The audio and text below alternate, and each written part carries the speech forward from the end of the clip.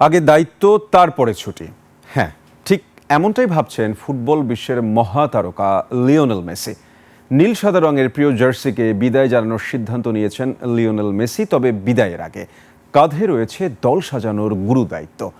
আর্জেন্টিনার head coach Lionel স্কালোনির প্রত্যাশা আগামীর বিশ্বকাপের জন্য দলকে গুছিয়ে দিয়ে বিদায় নেবেন মেসি। তার বিদায় বেলায় করা হবে সি অফ ম্যাচের আয়োজন। মঈদুন্নিদ্দিন মাসুমের রিপোর্ট।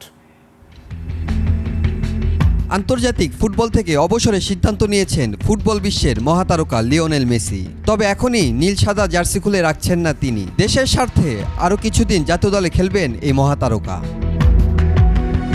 আগামী বিশ্বকাপে থাকছেন না বলে কোচ ও আর্জেন্টিনা ফুটবল ফেডারেশনকে জানিয়েছেন মেসি। তবে অবসরে যাওয়ার আগে আলবি সেলেস্তেরাদের গুছিয়ে দেবেন তিনি। তার এমন সিদ্ধান্তকে সাধুবাদ জানিয়েছেন আর্জেন্টিনা ফুটবল অ্যাসোসিয়েশন ও কোচ স্কালোনিও।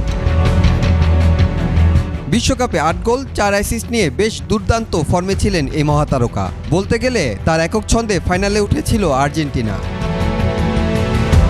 আগামী বিশ্বকাপে নতুন করে ঘুরে দাঁড়ানোর চেষ্টায় কোচ স্কালোনি। অর্থাৎ স্কালোনির আগামী বিশ্বকাপের পরিকল্পনায় থাকছেন না অনেকেই। নতুন স্কোয়াডে থাকছে একাধিক চমক।